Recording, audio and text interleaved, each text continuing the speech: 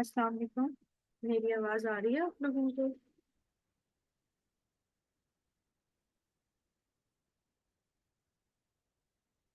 Okay, ठीक है। तो कल हमने ओके ओके ठीक है, तो कल हमने हीमाटोलॉजी का मेजर पोर्शन कंप्लीट कर लिया था। आज जो रिमेनिंग एमसीक्यूज हैं हम उसको डिस्कस करेंगे, ठीक है। और कुछ चीजें रिवाइज भी कर लेंगे ताकि जो है वो हमने 2 दिन में जो पढ़ा है उसका हमें थोड़ा सा नो हाउ रहे कि हमने क्या पढ़ा है। ठीक है। तो मेरे ख्याल से मेजर जो बच्चों ने ज्वाइन करना था कर लिया है हमने। ठीक है। अच्छा, कल जो हमने एमसीक्यू छोड़ा था कि कहाँ तक छोड़ा था, किसी को याद है? 388 तो नहीं किया था वैसे, सेकंड एडिशन से। 386 थर्ड एडिशन करो। 386 तक किया था हमने, ठीक है, ओके। सही है। 388 अभी डिस्कस कर लेते हैं। 388 के अंदर कल का कोई क्वेश्चन तो नहीं है, कल तक का किसी का कोई समझने वाली कोई बात?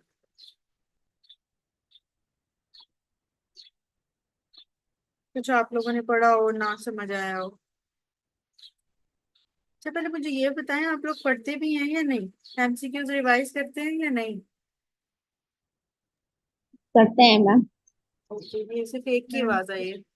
सब करते हैं? मैम थोड़े बहुत करते हैं।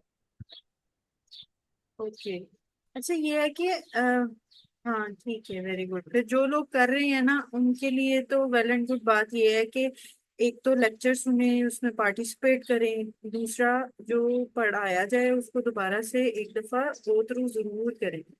एक दो दफा नहीं कर सकते तो एक दफा तो भी कर सकते हैं, क्योंकि अभी टाइम है आप लोगों के पास, ठीक है।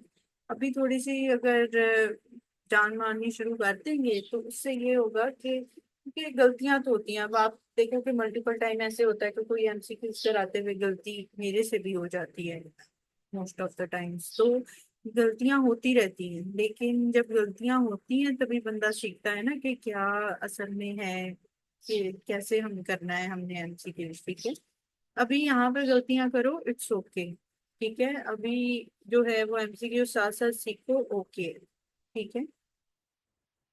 क्वेश्चन नंबर 107, तो चलिए ठीक है, वो अभी देख लेते हैं। तो वो ओके है कि अभी आप लोग कर लोगे, अगर बाद के लिए छोड़ोगे और चीजें तभी याद होंगी बार बार। अगर अभी डबल ए की एमसीक्यूज एक दफा गो थ्रू करेंगे तो जब आप एसकेस करेंगे, एसकेस सीरीज में बहुत हेल्पफुल हो जाएगा आप लोगों को, ठीक है। अच्छा, डॉक्टर साथिया, ये child presented with epistaxis of bleeding having history of vaccination, ये वाला है वहाँ पे? जी जी जी जी। यही है, अच्छा ठीक है। तो इसके अंदर क्या चीज नहीं आपको समझ आ रही? ये कल जब हम ग्रुप में भी डिस्कस कर रहे थे तो कुछ लोग आईटीपी का कह रहे थे और कुछ हेमोफीलिया का। अच्छा तो ठीक। इसमें कंफ्यूजन है। अच्छा अच्छा, ठीक है, सही है। मुझे ये बताएं कि आपको क्या ये लगता है क्या आएगा? मुझे तो ये हेमोफीलिया ही लगता है। आपको हीमोफीलिया लगता है? अच्छा, आपने मेरा पहले लेक्चर लिया था, कोई मुझे बताएगा मैंने आईटीपी का पॉइंट क्या बताया था? Vaccine ma'am 1 week back. Vaccination and low platelets count. हाँ एग्जैक्टली, तो अब स्मार्टली लो। तो इसमें डॉक्टर सादिया आप इस बारे में क्या बात कर रहे हैं? हाँ, वैक्सीनेशन की हिस्ट्री, वेरी गुड। तो इसमें डॉक्टर सादिया वो क्या बात कर रहा है कि child presented with epistaxis and bleeding and having history of vaccination 1 week back, ठीक है। हम्म। तो जब ठीक है। वैक्सीनेशन की बात करेगा ना तो उसमें vaccination and low platelets is associated with ITP, ठीक है। हीमोफीलिया होता है लड़कों में, लेकिन अब ये देखो यहाँ पे चाइल्ड लिखा हुआ है, ना लिखा हुआ है ना लड़का है ना लड़की है, ये भी तो नहीं लिखा हुआ ना, ठीक है। यही तो कंफ्यूज कर रही है कि मतलब उसने जेंडर जो है वो तो स्पेसिफाई नहीं किया हुआ और हाँ, जब ब्रीडिंग की जेंडर हिस्ट्री देखो भी कोई दे स्पेसिफिकेशन नहीं है और वैक्सीनेशन भी लिखी हुई है और उसके बाद एपिस्टेक्सिस और ब्लीडिंग है, तो फिर वो आईटीपी है, ठीक है। अब यहाँ पे अगर मैं मेल लिख देती और मैं वैक्सीनेशन ना लिखती तो क्या होता? जी डॉक्टर सादिया आप ही। हीमोफीलिया। और फिर जी हेमोफीलिया पे जी डॉक्टर कंफर्म हो सादिया, अगर मैं फीमेल लिख देती और वैक्सीनेशन ना लिखती तो क्या होता? जाए। फिर वॉन मिली बॉर्न। मोनोमिलिटेंट, बस यही डिफरेंस है, समझ आ गई? चलें ठीक है, सही है। अब हम शुरू कर रहे हैं एमसीक्यूज, जो अब रिपीट नहीं हुए। जो थर्ड एडिशन में है ना, किसी के पास अगर थर्ड एडिशन नहीं है तो मैं पीडीएफ शेयर कर देती हूँ। थर्ड एडिशन में मोस्टली एमसीक्यूज रिपीट है, तो उसके बारे में किसी ने परेशान नहीं होना कि यार ये थर्ड एडिशन की एमसीक्यूज बहुत ज्यादा है। उसके लिए कोई भी। जी डॉक्टर एकता। मैम ये 289 इसके अंदर आपने बी करवाया था ना, मैं कोलापिन डेफिशिएंसी। तो ये कंफर्म है कि ये इसका बी है कि नहीं, ऑप्शन मैंने सी है? कल आप लोगों को ग्रुप में, हाँ ग्रुप में मैंने भेज दिया था वो, मैंने फिर उसको सर्च किया था थोड़ा सा।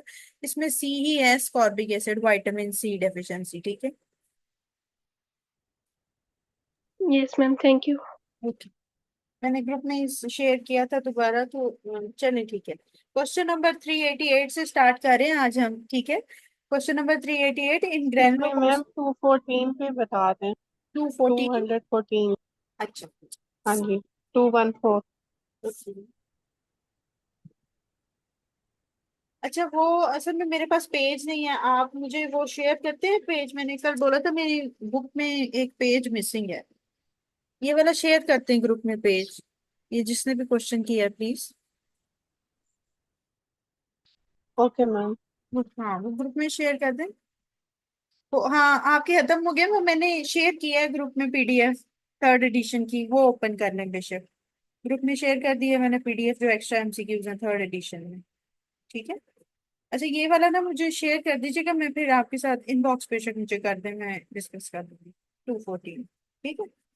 अच्छा, question number 388 in granulocytosis at which stage granule starts to appear that resembles the mature myeloid cells। ठीक है, तो ये याद रखना है कि जब भी मेच्योर माइलॉइड सेल्स की बात करेगा कि कौन सी स्टेज पे ग्रैन्यूल्स होते हैं, तो वो प्रो माइलोसाइट स्टेज होती है, जिसपे ग्रैनुलोसाइट्स मेच्योर माइलॉइड सेल्स की तरफ जा रही होती है। फिर उसके बाद जो मैंने डिस्कस करना है that is the 394 MCQ, same page पे है, पीडीएफ भी खोली होगी, सेम पेज 531 पेज है। 394 में क्या है? 21 year old boy diagnosed with leukaemia, he has to undergo bone marrow biopsy. Patient bone marrow is taken from which of the following. अच्छा, यहाँ पे ऑप्शन लगाई हुई है स्टर्नम। कोई मुझे बताएगा, मैंने कल निमोनिक क्या बताया था? ग्रुप में भी किसी ने शेयर किया था, पास पास, ऐसा पास। भी आता है एंड पे डॉक्टर। हाँ। अच्छा, अब यहाँ पे देखें कि अगर हम इस सीक्वेंस से चलें तो टिबिया, टिबिया नहीं आना चाहिए। टिबिया बच्चों में होता है। हाँ एग्जैक्टली, वेरी गुड। यही पूछना चाह रही थी, टिबिया असल में 1 ईयर जो लेस देन है उनमें होगा, इसलिए हमने स्टर्नम को चूज किया। Very good. ओके, ठीक है। इसके बाद है क्वेश्चन जो हमने डिस्कस करना है नेक्स्ट पेज पे 532 पे 402, the largest cell in the blood among which of the following is what? Monocyte. अगर वो ब्लड की बात करेगा तो हमेशा याद रखना है, जो मैंने आप लोगों को पहले दिन एक पिक्चर शेयर की थी उसमें हमने क्या देखा था कि जो ब्लड में है वो मोनोसाइट हैं। जो मेगा कैरियोसाइट्स होते हैं जो कि प्लेटलेट के प्रिकर्सर सेल्स होते हैं, ठीक है, वो बोन मैरो में ज्यादा होते हैं, ठीक है। Largest in the bone marrow is what? Mega karyocyte, ठीक है। मेगा कैरियोसाइट्स बोन मैरो में होते हैं, और प्लेटलेट्स आपको मिलते हैं ब्लड के अंदर, ठीक है ना। तो उस तरह याद कर लें कि जो प्लेटलेट्स के प्रिकर्सर्स हैं वो तो बोन मैरो में पड़े होंगे, तो megakaryocytes in the bone marrow are the largest, ठीक है। और ब्लड में कौन से हैं? मोनोसाइट। लेकिन अगर हम ओवरऑल डिस्कशन करते हैं, बस अगर वो ये ना लिखा हो कि लार्जेस्ट सेल्स बस पूछे हों, तो फिर हम मेगा कैरियोसाइट को प्रेफर करेंगे ओवर मोनोसाइट, ठीक है। अगर दोबारा से बात सुन लें, जैसे प्लेटलेट्स, आप समझ लें कि प्लेटलेट्स के जो प्रीकर्सर सेल्स हैं that are the megakaryocytes, और प्रीकर्सर सेल्स आपको पता है कि बोन मैरो में होते हैं। अगर बोन मैरो की बात करें तो मेगा, अगर ब्लड की बात करें तो मोनोसाइट्स। और मोनोसाइट्स किसके प्रीकर्सर्स होते हैं, कोई बताएगा? न्यूट्रोफिल्स के। Sorry, neutrophils. Macrophages, sorry. ठीक है, मैक्रोफेजेस। मैक्रोफेजेस। तो मैक्रो मैक्रोफेजेस किधर होते हैं? मैक्रोफेजेस कहाँ होते हैं? ये मैंने फर्स्ट डे भी पढ़ाया था, उसने बताया था टिश्यूज में, ठीक। ऑर्गन्स में होते हैं टिश्यू। हाँ, टिश्यूज के अंदर जो है वो मैक्रोफेजेस हैं। तो अगर पूछे तो इसी तरह ही सीक्वेंस याद रखना है, बोन मैरो में बड़े मेगाकैरियोसाइट्स और ब्लड में मोनोसाइट्स और ओवरऑल मेगाकैरियोसाइट्स। इसी पेज पे 532 पे question number 408, which is the thrombolytic agent? तो थ्रोम्बोलिटिक एजेंट हमने नेचुरल कौन सा पढ़ा था? प्लाज्मिनोजन। प्लाज्मिनोजन। प्लाज्मिनोजन। प्लाज्मिन इधर लिखा हुआ है प्लाज्मिनोजन। और anti thrombotic natural heparin. Heparin. Heparin. Heparin. Heparin is release by which cells? Mast cells. Mast cell. Mast cells. अब पेज नंबर आ जाए आप 534 पे। ठीक है, question number excuse me ma'am, ये 388 दोबारा बता दें थोड़ा सा डिटेल में। किसके बारे में बता दूं? 388 380। प्रोमिलोसाइट वाला। अच्छा, अच्छा बता दो एक।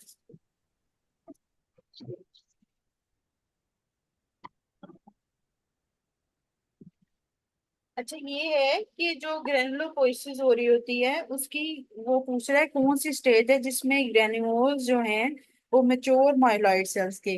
तो अब ये याद रखें कि जब भी प्रो माइलोसाइट्स होते हैं that are converted into the myelocytes mature, ठीक है। तो वो वाली स्टेज जिसमें ग्रेन्यूल्स जो हैं वो अब मेच्योर के अंदर कन्वर्ट होने वाले हैं या उसके साथ रिजेंबल करने लगे हैं अब, तो वो प्रो माइलोसाइट है, ठीक है।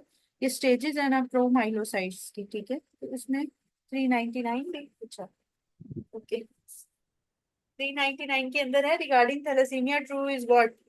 तो ये पता है कि डिफेक्ट इन बीटा ग्लोबिन। अब ये होता है कि थैलेसीमिया में अल्फा भी चेन भी इफेक्ट होती है, ठीक है। लेकिन जो थैलेसीमिया हमारे यहाँ ज्यादातर पाया जाता है that is the beta chain का, ठीक है। तो हमेशा याद रखना है कि अगर प्रेफरेंस में पूछा जाए तो beta thalassaemia is always preferable over alpha thalassaemia, ठीक है। ओके डॉक्टर इकरा, यही था 399 ना? मैम। जी। जी मैम, उसने मैम मेंशन नहीं आपने किया हुआ ना सर में इसलिए। सॉरी। उसने मेंशन नहीं किया हुआ था ना कि थैलेसीमिया अल्फा है या बीटा है, तो तो उसने डायरेक्ट अच्छा, ऐसे ही एक तो पूछा। वैसे ना ये कि आपकी बात ठीक है, बाज दफा सीपीएसपी ऐसे क्वेश्चन करता है, लेकिन आपको पता होना चाहिए थोड़ा सा प्रेफरेंसेस के साथ भी चलना होता है, ठीक है। कि पाकिस्तान में क्या प्रेवलेंट है, क्या मतलब कि वर्ल्ड वाइड क्या प्रेवलेंट है ज्यादा, इस तरह भी देखना होता है, ठीक है। जो ज्यादा मोस्ट कॉमन चीज है, तो आपको पता है कि बीटा थैलेसीमिया के पेशेंट्स आप ज्यादा देखते हैं रादर देन अल्फा थैलेसीमिया, ठीक है। तो वो उसकी प्रेफर। बाकी इस तरह के एमसीक्यूज आते कम हैं, और अगर आए तो इसी यही रिपीट होते हैं सेम एज वेल, इनमें कोई खास चेंजिंग नहीं करते। अच्छा, कोई पेज नंबर 534, इसके अंदर है question number 422, which factor present in serum while other produce and consume. ठीक है, अदर प्रोड्यूस भी होंगे और कंज्यूम भी हो जाएंगे, लेकिन सीरम में कौन सा रहेगा? फैक्टर 7। शॉर्टेस्ट हाफ लाइफ किसकी होती है? फैक्टर 7। फैक्टर 7। 7 और की। अगर मैं प्रोटीन सी और एस की बात कर दूं तो फिर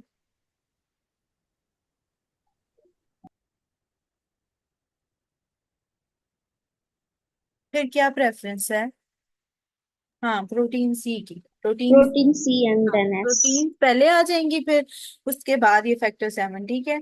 अच्छा, अब मुझे ये बताएं कि which factor is not produced by the liver, completely not produced by the liver. Factor 8। Factor factor 8। Factor 8। From which layer, which cell, क्या उस endothelium. Endothelium. Endothelium cells. What does the factor 12 do? के अगर मैं कहूँ कि factor 12, thrombosis. Coagulation. अगर factor 12 की activation of ज्यादा होगी तो एक्टिवेशन ऑफ इंट्रिंसिक फैक्टर हाँ, पाथवे। ठीक है, ओके वेरी गुड। फैक्टर 12 की डेफिशिएंसी से क्या होगा? कोगुलेशन।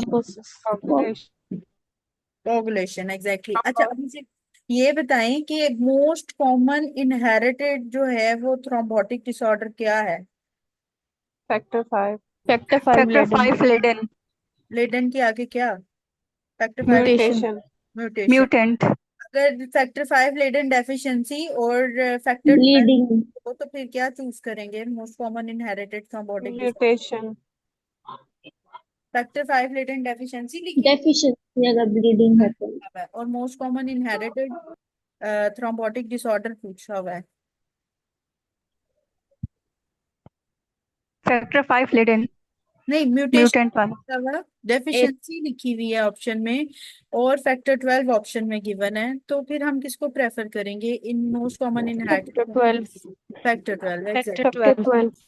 अगर फैक्टर 5 लेडन म्यूटेशन की जगह डेफिशिएंसी गिवन हो तो याद रखना है फिर फैक्टर 12 को लिखना है, ठीक है। अच्छा ओके हो गया, यहाँ पे कुछ हमने डिस्कस कर लिया। अच्छा अब पेज नंबर आ जाए 535 पे। 435 MCQ. Mother and child have hypochromic anaemia, what is the cause? Iron deficiency anaemia. तो एंटीनेटल विजिट में अगर कोई मिसिंग होगा न्यूट्रिएंट जिसकी वजह से ब्लीडिंग हो रही है, तो कौन सा होगा वो? एंटीनेटल केयर के दौरान एक मदर ने एक न्यूट्रिएंट नहीं, iron deficiency. Iron. Iron nutrient, ठीक है। लेकिन पोस्टनेटली आफ्टर द डिलीवरी बच्चे को ब्लीडिंग हो रही है, लेकिन हमने कोई भी जो है वो एक्शन नहीं लिया, तो हमने क्या नहीं उसको दिया बच्चे को? विटामिन के विटामिन विटामिन के। ओके, ठीक हो गया। Question number vitamin 439 regarding erythrocyte, true is what? तो एरिथ्रोसाइट हमेशा याद रखना विस्कोसिटी ऑफ द ब्लड, ये आपके एसके में मल्टीपल टाइम एमसीक्यूज रिपीट होगा। Viscosity of the blood erythrocytes से होती है, ठीक है। 440 vitamin D resistant rickets is Fanconi syndrome. जी एक्स लिंक क्या बताएं जी, ये क्या है? फैंकनी है और vitamin D resistant rickets. What is X link recessive और X link dominant? Dominant. Dominant. Exactly. Recessive है, एक्स लिंक रिसेसिव। ये कौन सा क्वेश्चन पढ़ा रही हैं आप अभी? डोमिनेंट है। क्वेश्चन नंबर 440 डिस्कस करें 535 पेज पे। अच्छा तो एक्स लिंक रिसेसिव और डोमिनेंट? डोमिनेंट। एंड जी डोमिनेंट। डोमिनेंट, एग्जैक्टली डोमिनेंट, ठीक हो गया। फिर 536 पेज पे 448 एमसीक्यूज। बाकी ये बीच में जितने भी जा रहे हैं ये सारे रिपीट आ रहे हैं, ठीक है। तो उसमें कोई परेशान नहीं होना, लेकिन पूछ सकते हैं अगर कोई अगर मुश्किल लगे। 448 after bone marrow transplant best cell for engraftment include what? तो स्टेम सेल्स हमेशा याद रखना है कि जो इंग्राफ्टमेंट के लिए ट्रांसप्लांट के लिए हमें चाहिए होते हैं वो स्टेम सेल्स चाहिए होते हैं, क्योंकि स्टेम सेल्स ग्रो करते हैं, ठीक है। सही है। अच्छा अब 451 एमसीक्यू सेम पेज पे।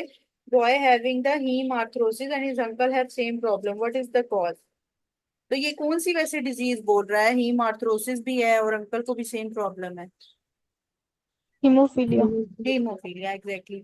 उसमें कंजप्टिव कोगुलोपैथी की ऑप्शन दी हुई है, ठीक है। उसका ये मतलब होता है कि loss of haemostasis factor which lead to increase risk of bleeding ना, ठीक है। हीमोस्टेटिक फैक्टर कोई लॉस हो गया उसको ही कंजप्टिव कोगुलोपैथी कहा जाता है, ठीक है।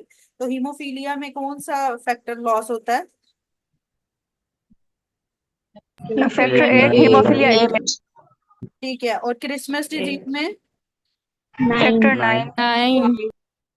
सही है। Question number 454। 454 में लिखा हुआ है कि patient presented with fever and Altered mental status and peripherals में शो शिस्टोसाइट्स। तो फिर अब क्या होगा? टीटीपी। तो ये कल भी हमने डिस्कस किया था कि ट्रायड के साथ triad of thrombocytopenia, microangiopathic haemolytic anaemia and what acute kidney injury के साथ फीवर और न्यूरोलॉजिकल सिम्टम्स आएगा, पेंटेड बनेगा तो टीटीपी होगा। टीटीपी के या पी टीटीपी के पी से याद रखना कि इसमें पेंटेड की प्रेजेंटेशन होती है, ठीक है। और हिमोलिटिक यूरेमिक सिंड्रोम में ट्रायड की प्रेजेंटेशन होती है और उसमें ब्लडी डायरिया आ जाता है, ठीक है। उसके अंदर यूरीमिया लिखा होगा, उसके अंदर क्रेटिनिन को मेजरली वो उसको प्रोमिनेंट किया होगा, ठीक है, कि क्रेट का उसका जो है वो डिफरेंस आ रहा है या यूरीमिया आ रहा है, ठीक है। तो उसमें उसके साथ आएगा। और टीटीपी इसमें इस तरह आएगा कि पेंटेड के साथ आएगा, ठीक है। और टीटीपी मेनली फीमेल्स के अंदर होता है और हिमोलिटिक यूरेमिक सिंड्रोम बच्चों में होता है, ठीक है। चिल्ड्रन। ओके। अच्छा अब क्वेश्चन नंबर 460 537 पेज पे ही है। 2 alpha and 2 gamma chain is in what? जी 2 fetal alpha HP. Fetal. 2 alpha and 2 delta chain in what?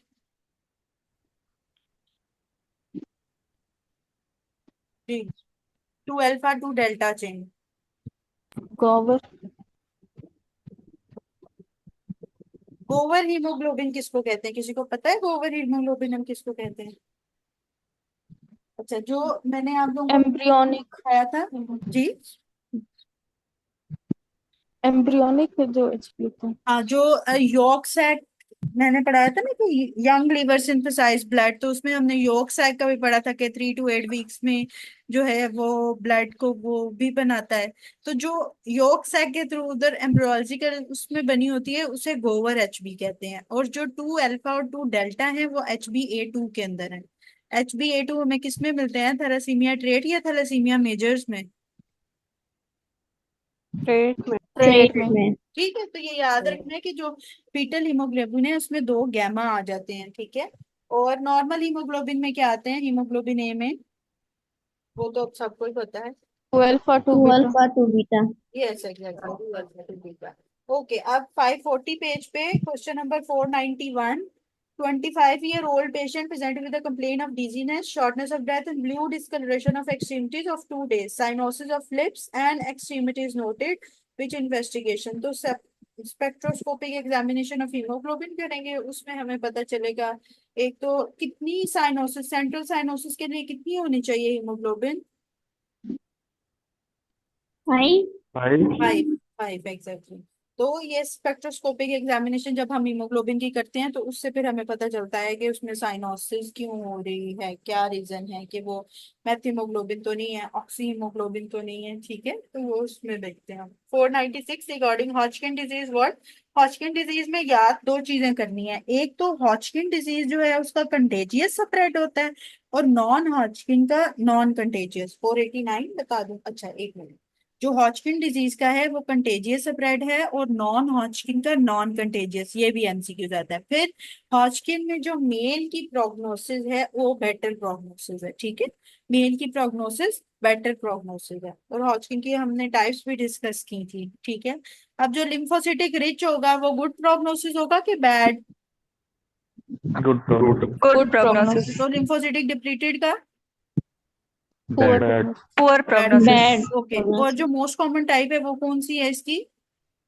Nodular Nodular. Modular, exactly. Nodular. अच्छा, अब 489 में woman comes with a sudden onset of abdominal pain, low BP, tachycardia, HB low, conjunctival icterus, WBC normal, patient normal, spleen tip palpable. What triggered the above symptom? अच्छा, ये sickle cell anaemia का है, और ये हम पहले भी discuss कर चुके हैं, ठीक है। तो मुझे डॉक्टर जोया आप ही बताएंगे कि सिकल सेल एनीमिया में कौन कौन से क्राइसिस होते हैं?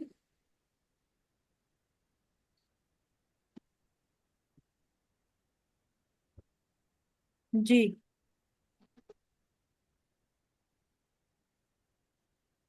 सिकल सेल एनीमिया के Sequestration crisis. ठीक है। थ्रोम्बोटिक क्राइसिस होते हैं। Thrombolytic, plastic crisis. Aplastic crisis, ठीक है, तो किस हेमोलिटिक क्राइसिस में हमारे पास अल्सर्स आएंगे? किस क्राइसिस में हमारे पास वेगा अल्सर? ओक्लूसिव। थ्रोम्बोलिटिक, वेजोक्लूटिव क्राइसिस के थ्रोम्बोटिक। हाँ, जो वेजोक्लूटिव क्राइसिस है उसमें हमारे पास अल्सर आएंगे। और याद रखना है जब भी कभी हॉट वाटर बाथ के साथ बात करेगा तो फिर हमें अगर प्यूराइटिस हो जाए, एक्वाजेनिक प्यूराइटिस, तो वो किसके साथ एसोसिएटेड है? Polycythaemia. Polycythemia. Polycythemia. Polycythaemia, polycythaemia primary और secondary? Rubra vera. Rubra Primary. Primary, very primary, good. और अगर लुब्रा कोल्ड विरा। वेदर के साथ बात करेंगे तो फिर उसमें स्ट्रेस कंडीशन क्या एग्रीवेट सेकेंडरी, करेगी? कोल्ड वेदर के साथ कौन सी कंडीशन एग्रीवेट करेगी? Sickle cell anemia. Sickle cell anaemia, exactly. Okay doctor Zoya, समझ आ गई है इस बात की? अच्छा, ये हम पहले वैसे डिस्कस कर चुके हैं। 501 MCQ, 540 page same. Follicular lymphoma gene involve, तो ये याद कर लें, फॉलिक्यूलर लिम्फोमा के लिए BCL2 है। फॉलिक्यूलर लिम्फोमा की डिसलोकेशन क्रोमोसोमल बताइएगा मुझे। Follicular lymphoma 14 18। 14-18, Burkitt lymphoma 14 18. 18. 14-18. Burkitt lymphoma 8 14. 8-14, 8-14, Epstein Barr virus Burkitt lymphoma. Burkitt डिफॉर्मा ठीक हो 8-14, गया, 8-14, Ewing sarcoma 11 11-11, 22. CML 9 22। 920। 11-22. AML 1122 madam. AML 15 8 18। 21. 8, ठीक है, 8 21। Okay okay, very good. इसका मतलब आप लोग Philadelphia मैम किस में होता है? Sorry Philadelphia chromosome. 922। CML।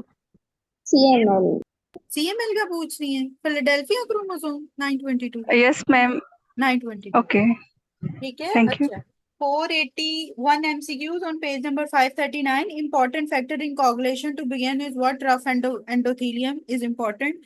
ठीक है, याद कर लें कि रफ एंडोथीलियम जो एंडोथीलियम है उसके साथ कोagulation, क्योंकि एंडोथीलियम के साथ जाके अटैच होना होता है। मुझे ये बताएंगे कि कौन सा फैक्टर जो एंडोथीलियम प्लेटलेट एडहेजन के साथ एसोसिएटेड है?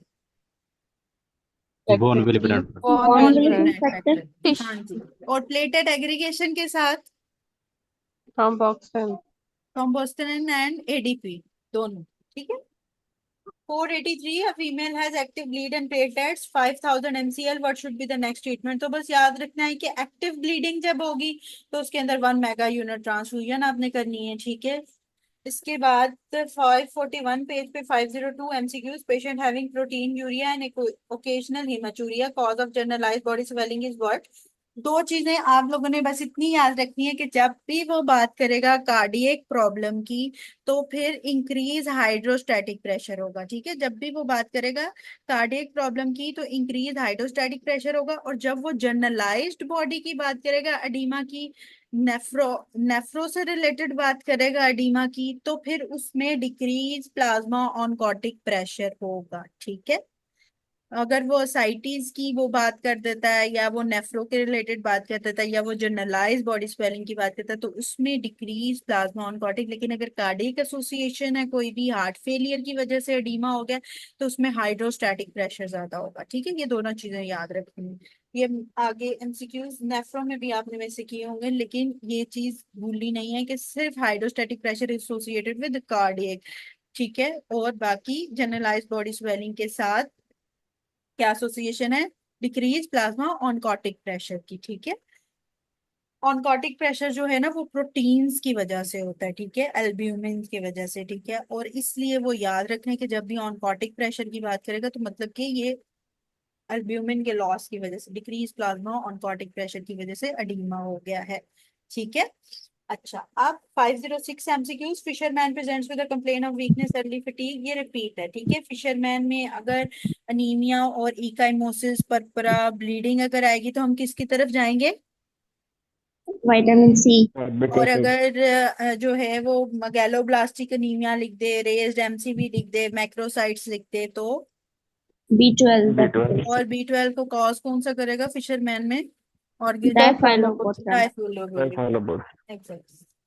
ठीक है, उसके बाद है 542 पेज पे 519 MCQs, which of the following factor is involve in eliciting DIC? तो डीआईसी में याद रखना है कि tissue thromboplastin is involve in DIC. ठीक है, टिश्यू थ्रोम्बोप्लास्टिन इन्वॉल्व होता है डीआईसी में, फैक्टर 3 जिसे हम कह रहे होते हैं। ठीक है, टिश्यू थ्रोम्बोप्लास्टिन एक और जगह पे हमने पढ़ा था, वो बताएंगे किसमें? टिश्यू फैक्टर थ्रोम्बोप्लास्टिन एक जगह हमने पढ़ा था, एक्टिवेशन ऑफ सम, एक्सटेंसिंग पाथवे में yes, activation of extrinsic pathway में, रिलीज इज एक्सट्रिंसिक पाथवे में हमने क्या पढ़ा था? फैक्टर पहले रिलीज कौन सा होता है? फैक्टर 3 फैक्टर 7 रिलीज होगा फैक्टर 7 से, और एक्टिवेशन, और अगर एक्सटर्नल वो बात करेगा कि एक्सटर्नल इंजरी हुई है और उसमें एक्टिवेशन की बात करेगा तो फिर फैक्टर 7 फैक्टर 7 7। ठीक हो गया। उसके बाद 526 MCQs, page number 543, lymphocytes normally percentage, तो हमेशा याद रखना है कि T cells are always greater than B cells. ठीक है, टी बहुत ज्यादा होते हैं और बी सेकंड नंबर पे आते हैं। बी अल्फाबेट में भी सेकंड नंबर पे आता है ना, तो बी सेकंड नंबर पे आएंगे, लेकिन टी सबसे ज्यादा होंगे 80 to 90%। बाज दफा एमसीक्यूज ऐसे लिखा हुआ आता है कि T cells 80 to 90% and B cells 10 to 20% इकट्ठा लिखा हुआ आता है। बाज दफा अलहदा लिखा हुआ आता है। अगर अलहदा लिखा हुआ है जैसे इस ऑप्शन में लिखा हुआ है तो फिर उसमें आप सिर्फ टी सेल्स को पहले सिलेक्ट करेंगे, लेकिन अगर इकट्ठा लिखा हुआ है तो उसमें ऑप्शन क्या आएगी? T cells is 80 to 90% and B cells is 10 to 20%। ठीक है, तो उसमें उस तरह ऑप्शन आएगी, लेकिन अगर अलहदा लिखा हुआ है तो टी सेल्स को आपने प्रेफर करना है। उसके बाद एमसीक्यू, बस अब हम एक आखिरी और डिस्कस करें 544 पे पेज पे 543 MCQs, a patient has a family history of thromboembolism, what should be done in him? तो थ्रोम्बोएम्बोलिज्म में आप लोगों को पता है कि डी डाइमर्स कराया जाता है, ठीक है। डी डाइमर्स इसीलिए कराया जाता है कि बाज दफा अगर पल्मोनरी एम्बोलिज्म आपने देखना हो या थ्रोम्बोएम्बोलिज्म, ठीक है, तो मुझे कोई बताएगा कि thrombus first lodge in where, पढ़ लिया सीवीएस में? Pulmonary artery. In inferior vena pulmonary cava. Artery, okay, first goes in where? Inferior inferior vena vena cava. हाँ, Inferior vena ग्रेटर cava. Then, inferior vena cava is greater than Right atrium. Right atrium. Right atrium. तो ये याद रखना कि D dimer जो है वो करते हैं हम, ठीक है। अच्छा, ये हिमाटोलॉजी तो हमारी कंप्लीट होगी कल से। अब हम करेंगे इंशाल्लाह स्टार्ट सीएनएस, ठीक है। तो हिमाटोलॉजी के ये जो एमसीक्यूज बाकी के हैं वो आप लोगों ने जरूर एक दफा गो थ्रू कर लेने हैं। अभी तक के कोई क्वेश्चन है हिमाटोलॉजी से? समझ आई है हिमाटोलॉजी की? मैम हीमेटोलॉजी बहुत मुश्किल है। मुश्किल लग रही है? 538 एमसीक्यूज, जी क्या सर मुश्किल? मुझे मुश्किल लग रही है। क्या मुश्किल है इसमें हिमाटोलॉजी में? अच्छा, आपने अगर फर्स्ट टाइम मैम पढ़ी है ना, फैक्टर्स भूल जाते हैं, क्या पूछ रहे थे? फैक्टर्स भूल जाते हैं। हाँ, फैक्टर्स असल में ऐसा करो, उसको एक दफा याद करके लिख लो, ठीक है।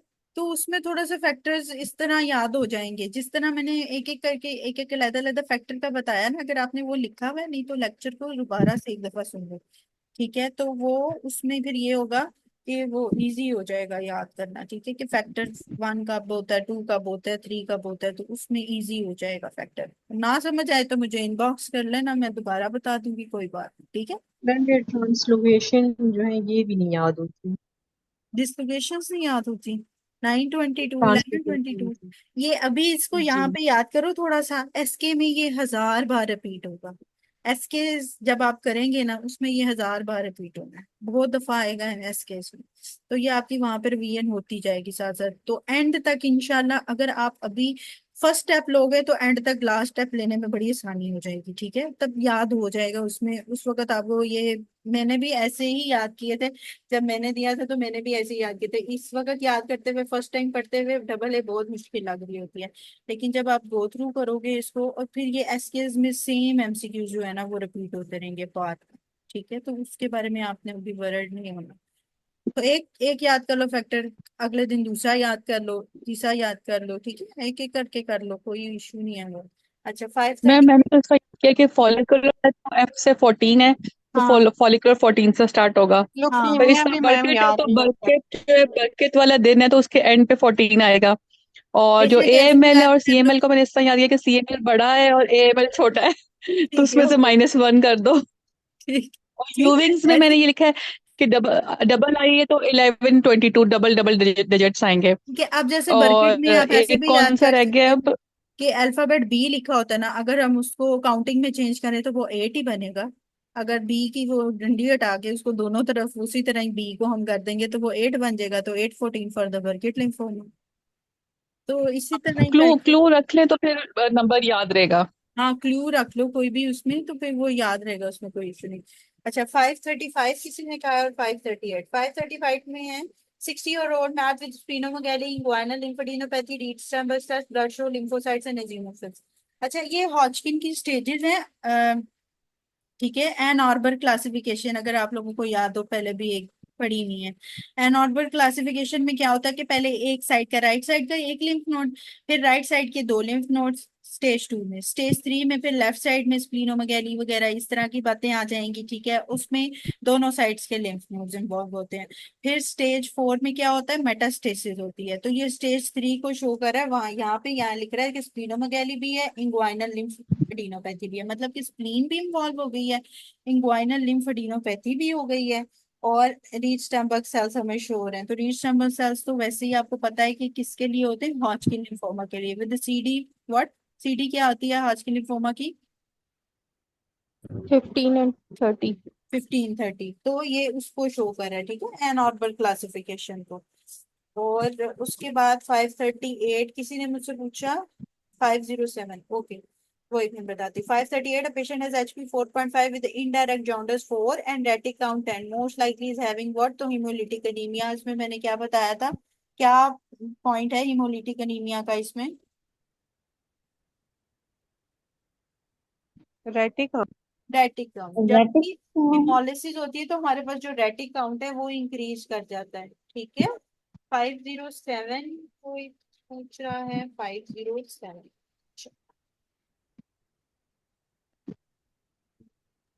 मैडम अगर ये रेटिकुलोसाइट काउंट जो है ये नॉर्मल वो हो तो फिर इसमें क्या डायग्नोज होगा? अच्छा, अगर हमारे पास रेटिक काउंट हमारे पास नॉर्मल हो और एचबी हमारे पास गिरी है और इनडायरेक्ट जॉन्डिस है, तो अब आप ही बताएं कि डायरेक्ट और इनडायरेक्ट जॉन्डिस की टाइप्स में क्या क्या आता है। अगर इनडायरेक्ट जॉन्डिस की मैं बात करूं, नहीं लिवर मैडम, क्या डिफेक्ट मतलब में। ऑब्स्ट्रक्शन और एक जो है जिसमें कंजुगेशन नहीं होती, ये आप पूछ रही हैं मैडम?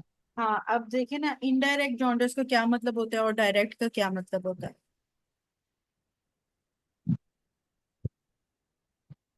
अब यहाँ पे क- ये याद रखना है कि जो इनडायरेक्ट जॉन्डिस है ना उसके अंदर इनडायरेक्ट मतलब कि बिलीरुबिनीमिया है। ठीक है, अब वो इनडायरेक्ट जो बिलीरुबिनीमिया होता है उसके अंदर क्या होता है, वो हिमोलिटिक कॉजेस की वजह से ज्यादातर होता है। ठीक है, या इंट्रावेस्कुलर या एक्स्ट्रावेस्कुलर हेमोलिसिस से।